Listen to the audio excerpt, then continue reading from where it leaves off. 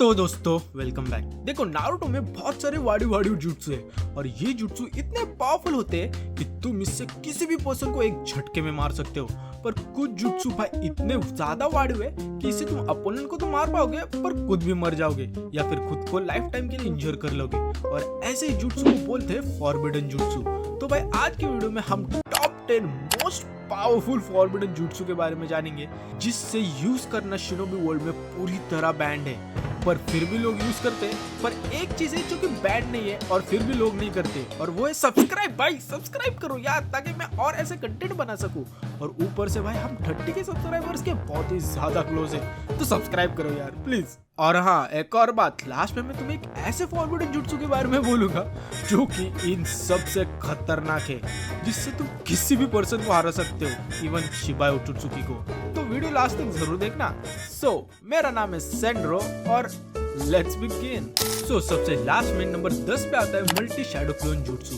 Well I know बहुत सारे लोग बिल्कुल भी अग्री नहीं करेंगे पर मेरी बात सुन लो। देखो मल्टी शैडो क्लोन जुट्सु एक ऐसा जुट्सु है जिसको सबसे पहले टोबिरामा दादा ने इन्वेंट किया था जिससे तुम खुद के मल्टीपल क्लोन्स बना सकते हो, जिसे सोचकर तुम्हें लगेगा कि इसमें इतना क्या फॉरबिडन है। तो देखो जब भी कोई पर्सन ये जुट्सु यूज करता है तो उससे वो अपने चक्र को हाफ स्प्लिट करता है अपने क्लोन में, और अगर वो और क्लोन्स क्रिएट करेगा तो वो हाफ चक्र और स्प्लिट होगा। और ऐसे ही जितने ज्यादा क्लोन्स यूजर क्रिएट करते जाएगा उतना ही ज्यादा चक्र स्प्लिट होता जाएगा, जिसके कारण अगर तुम बहुत ही ज्यादा क्लोन्स क्रिएट करोगे तो तुम इससे चक्र डिप्लीशन से मर जाओगे। इसलिए इस जुट्सु को यूज करना फॉरबिडन है। पर नारुतो का केस अलग है, लाइक वो इस जुट्सु को स्पैम करता है क्योंकि ये बंदे के पास कुरामा का चक्र है, तो इसके कारण नारुतो कितने भी क्लोन्स क्रिएट कर सकता है, लाइक इवन 1000 क्लोन्स भी, क्योंकि उसका चक्र कभी भी खत्म ही नहीं होता। और ऊपर से भाई नारुतो एक उजुमाकी है तो उसको ज्यादा कुछ फर्क पड़ता भी नहीं है। पर कोई नॉर्मल बंदा तो भाई मुश्किल से 3 या 4 क्लोन्स क्रिएट कर सकता है। नो डाउट भाई ये जुट्सु पावरफुल तो है और एक वर्सेटाइल जुट्सु भी है जिसे तुम वेरियस वेज में यूज कर सकते हो इन अ फाइट। पर सिंस ये जुट्सु बहुत ही कम लोग यूज कर सकते हैं और ये जुट्सु बाकी के जुट्सु से भी कमजोर है, इसलिए मैंने इसे नंबर 10 पे रखा है। अब नेक्स्ट नंबर 9 पे आता है स्ट्रेंथ ऑफ 100 सील जुट्सु। ये जुट्सु एक्चुअली में हागोरामा के एरा से है, पर इस जुट्सु को हमने सबसे पहले सुनाडे और साकुरा को यूज करते हुए देखा था इन द एनिमे। इस जुट्सु में यूजर बहुत सारे अमाउंट ऑफ चक्र को स्टोर करता है over period of time in a specific point, जो कि यूजर के किसी भी बॉडी पार्ट के ऊपर होती है। जैसे कि हमने सुनाडे और साकुरा के केस में देखा था कि वो ये चक्र अपने फोरहेड में स्टोर करके रखते हैं जिससे उनके फोरहेड में एक डायमंड लाइक मार्किंग बनती है। और फिर इस चक्र को स्टोर करने के बाद यूजर कभी भी इसे रिलीज कर सकता है, जिससे यूजर को खतरनाक वाली स्ट्रेंथ मिलती है और इसके साथ साथ सुपर नेचुरल रीजनरेटिव एबिलिटीज भी। मतलब कि यूजर किसी भी फैटल इंजरी से खुद को हील कर सकता है, जिसको हमने सुनाडे वर्सेस ओरोचिमारू के फाइट के अगेंस्ट देखा था। और ऊपर से इसी जुट्सु का यूज करके सुनाडे ने मादारा जैसे बंदे को फाइट दी थी। नो डाउट भाई ये जुट्सु पावरफुल तो है पर स्टिल इस जुट्सु को यूज करने में बहुत ही ज्यादा प्रिसिशन और इनसेन चक्र कंट्रोल लगता है, क्योंकि आफ्टर ऑल साकुरा 3 साल ट्रेनिंग करने के बाद इस जुट्सु को मास्टर कर पाई थी। और ऊपर से अगर तुम ठीक से चक्र कंट्रोल नहीं कर पाओगे तो ये जुट्सु यूज करने के टाइम ही तुम मर सकते हो, और इसलिए भाई एक फॉरबिडन जुट्सु है। अब इसके बाद नंबर 8 पे आता है रासेन शुरिकन। तो भाई रासेन शुरिकन अपने दात्तेबाया का जुट्सु है जिसे हमने सबसे पहले कागुजू के फाइट के अगेंस्ट देखा था। देखो रासेन शुरिकन एक्चुअली में एक रसेंगन का अपग्रेडेड वर्जन है जिसमें यूजर अपने रसेंगन में विंड नेचर को ऐड करता है, और फिर ये रासेन शुरिकन से अगर तुम किसी भी पर्सन को अटैक करोगे तो इससे तुम अपोनेंट को सेलुलर लेवल तक डैमेज कर सकते हो, क्योंकि ये रासेन शुरिकन किसी भी पर्सन के कांटेक्ट में आने के बाद मिलियंस ऑफ नीडल में ट्रांसफॉर्म हो जाता है और फिर अपोनेंट के सेल्स के ऊपर अटैक करता है, जो कि भाई नो डाउट बहुत ही ज्यादा डेंजर है। और इसलिए अगर तुम्हें याद हो कि स्टार्टिंग में जब नारुतो ने ये यूज किया था तब वो इस जुट्सु को थ्रो नहीं कर पा रहा था, जिसके कारण वो खुद भी डैमेज लेता था जब भी वो ये जुट्सु यूज करता था तब, और इसलिए उसे बोला था कि ये जुट्सु ना यूज करे। पर आगे जाके खुद नारुतो इसमें सेज चक्र ऐड करता है जिससे वो इसे थ्रो करना सीख लेता है, जिससे वो इसके साइड इफेक्ट से बच जाता है। तो ऐसा देखा जाए तो ये एक फॉरबिडन जुट्सु है भी और नहीं भी। ऊपर से ये जुट्सु इतना ज्यादा डेंजर है कि नारुतो इसमें वेरियस नेचर रिलीजेस को भी ऐड कर सकता है, जिससे भाई इस जुट्सु से तुम बहुत ही पावरफुल अटैक कर सकते हो, जो कि हमने कागुया के फाइट के अगेंस्ट देखा ही था।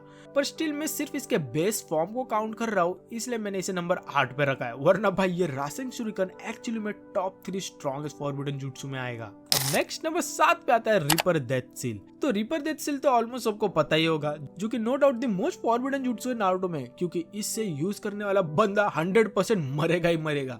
जो कि हमने पाउटा हिरुज़ेन और मिनाटो दादा के केस में ही देखा था। देखो, रीपर डेथ सील एक ऐसा जुट्सु है जिसमें यूजर कुछ हैंड साइन परफॉर्म करता है जिससे वो एक शिनिगामी मतलब कि गॉड ऑफ डेथ को समन करता है, और फिर वो शिनिगामी अपने हाथ को यूजर के अंदर डालकर वैसा नहीं उसके पेट के अंदर से डालकर अपोनेंट के सोल को कैप्चर कर लेता है, और फिर वो सोल उस शिनिगामी के पेट में ट्रैप हो जाती है, मतलब कि जिसके बाद दोनों अपोनेंट एंड यूजर मर जाते हैं। सो नो डाउट भाई, इससे तुम समझ सकते हो कि ये कितना ज्यादा डेंजर जुट्सु है।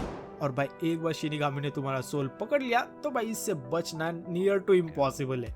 आफ्टर ऑल इसी जुट्सु का यूज करके मिनाटो ने कुरामा के हाफ चक्र को अपने अंदर सील कर दिया था, और हिरुज़ेन ने ओरोचिमारू के हाथों को पैरालाइज कर दिया था by sealing small amount of his chakra. पर स्टिल इस सीलिंग से तुम बच सकते हो अगर तुम उस शिनिगामी के पेट को काट दो तो, जैसे ओरोचिमारू ने किया था in the 4th grade Ninja war. पर वो अलग बात है कि इससे भी तुम इवेंचुअली मर ही जाओगे। पर स्टिल इस जुट्सु से तुम मल्टीपल लोगों को नहीं हरा सकते, और इसलिए मैंने इसे नंबर 7 पे रखा है। अब इसके बाद नंबर 6 पे आता है forbidden jutsu by the name fury. So fury एक ऐसा फॉरबिडन जुट्सु है जिसे हमने एक नॉन कैनन एपिसोड में देखा था, जिसको क्रिएट किया था एनो ग्योजा ने, जो कि सुचिगुमो विलेज से बिलोंग करता था। ये एक ऐसा जुट्सु है जिसमें यूजर के बैक साइड पे एक सील होता है जिसमें यूजर लार्ज अमाउंट ऑफ चक्रा को गैदर करता है, और फिर यूजर एक टेक्निक बाय द नेम भाई ये बहुत ही बड़ा नाम है Tsuchigumo style forbidden life technique release creation of heaven and earth, इसको यूज करता है, जिससे वो उस सील को रिलीज करके इतना पावरफुल चक्रा ब्लास्ट कर सकता है कि इससे वो लिटरली एक विलेज तक को डिस्ट्रॉय कर सकता है, बिल्कुल एक छोटे न्यूक्लियर बॉम्ब की तरह। और इसी डिस्ट्रक्टिव पावर के कारण इस जुट्सु को फॉरबिडन डिक्लेयर कर दिया था। सो नो डाउट भाई इस जुट्सु को नंबर 6 पे तो होना ही था। अब नेक्स्ट नंबर 5 पे आता है Izanami. So Izanami Uchiha clan का one of the most forbidden jutsu है, जिसमें यूजर अपने अपोनेंट को एक लूप लाइक गेंजुट्सु में ट्रैप कर देता है थ्रू फिजिकल सेंसेशन, जिसमें एक सर्टेन सिनेरियो रिपीट होता जाता है इन अ लूप, और फिर इस गेंजुट्सु से निकलने का कोई भी रास्ता नहीं है अनटिल एंड अनलेस तुम अपनी फेट को एक्सेप्ट कर लो। इसके साथ साथ इस जुट्सु को यूज करने के बाद यूजर की एक आंख परमानेंटली ब्लाइंड भी हो जाती है। सो मतलब कि अगर तुम इस गेंजुट्सु में ट्रैप हो जाओगे, और अगर तुम्हें पता भी होगा कि तुम ट्रैप हो, पर फिर भी तुम इससे बाहर नहीं निकल पाओगे अनटिल एंड अनलेस तुम अपनी फेट को एक्सेप्ट कर लो और अपने एक्शंस को एक्सेप्ट कर लो, जो कि हमने काबुटो से इताची के फाइट के अगेंस्ट देखा ही था कि कैसे इताची ने काबुटो को एक लूप में ट्रैप कर दिया था, और ऊपर से इस जुट्सु को मेनली इज़नागी को काउंटर करने के लिए ही क्रिएट किया था। सो नो डाउट भाई एक पावरफुल गेंजुट्सु है। अब इसके बाद नंबर 4 पे आता है रिने रिबर्थ। देखो रिने रिबर्थ एक बहुत ही पावरफुल एंड सिंपल जुट्सु है जो कि सिर्फ रिनेगन की मदद से यूज कर सकते हो। इस जुट्सु का एक्टिवेट करने के बाद एक किंग ऑफ हेल अपीयर होता है, जिसके मुंह से वो डेड सोल्स को रिलीज करता है, जिसको हमने पेन आर्क के वक्त देखा ही था। आफ्टर ऑल इसी जुट्सु का यूज करके नाकाटो ने सारे कोनोहा वालों और अपने काकाशी सेंसो को रिवाइव किया था। पर स्टिल इस जुट्सु का एक डाउन साइड है कि यूजर को अपने आप को सैक्रिफाइस करना पड़ता है to revive someone. I mean after all ये फॉरबिडन जुट्सु है तो ये तो होना ही था, पर स्टिल भाई नो डाउट ये एक पावरफुल जुट्सु है। आई मीन इससे तुम किसी को मार नहीं सकते, पर स्टिल बचा तो सकते हो। तो भाई अब बात करते हैं अपने टॉप 3 स्ट्रॉन्गेस्ट फॉरबिडन जुट्सु की, जिसमें नंबर 3 पे आता है 8 इनर गेट्स की टेक्निक। सो 8 इनर गेट टेक्निक की बात करें तो देखो हर एक पर्सन में 8 चक्रा पॉइंट्स या फिर गेट होते हैं, ताकि कोई पर्सन अपने लिमिट के ऊपर की चक्र को यूज ना करे, क्योंकि अगर वो यूज करेगा तो वो अपने बॉडी को डैमेज कर देगा, और इसी चीज को रोकने के लिए ये 8 गेट्स होते हैं। पर विद प्रॉपर ट्रेनिंग एक पर्सन इन गेट्स को ओपन कर सकता है, जिससे वो और चक्र को अपनी बॉडी में फ्लो करा सकता है बाय ओपनिंग सेवरल गेट्स, जिससे यूजर की स्ट्रेंथ और स्पीड खतरनाक वाली बढ़ जाती है। पर एक चीज है कि इसे अगर यूजर यूज करेगा तो उसकी बॉडी खतरनाक वाली डैमेज हो जाएगी, जिससे हमने रॉकली वर्सेस गारा के फाइट के वक्त भी देखा था। इतना ही नहीं, अगर यूजर अपने 8th एंड फाइनल गेट को ओपन करेगा तो इससे यूजर इतना पावरफुल हो जाता है कि उसकी कोई लिमिट ही नहीं होती। आफ्टर ऑल इसी 8 गेट का यूज करके माइट डाई ने 7 निंजा स्वॉर्ड्समैन को हराया था, और माइट गाय ने जो भी मादरा को पेल दिया था, जिसे कोई भी टच नहीं कर पा रहा था। सो इससे तुम समझ सकते हो कि ये जुट्सु कितना ज्यादा पावरफुल है। पर स्टिल इस जुट्सु का बहुत ही बड़ा प्रॉब्लम है कि ये फाइनल गेट यूज करने के बाद यूजर अल्टीमेटली मर जाता है, क्योंकि यूजर इतना चक्र फ्लो को हैंडल ही नहीं कर पाता है, जिसको हमने देखा ही था जब माइट गाय ने इस 8 गेट को ओपन किया था। पर स्टिल वो बच गया था ड्यू टू नारुतो। पर नो डाउट भाई ये बहुत ही ज्यादा पावरफुल टेक्निक है, पर सिंस इससे तुम लिटरली मर जाते हो, इसलिए मैंने इसे नंबर 3 पे रखा है। अब नेक्स्ट नंबर 2 पे आता है इज़नागी। सो इज़नागी जो कि इज़नामी का ही काउंटर पार्ट है, ये भी उचिया क्लैन का one of the most forbidden jutsu है।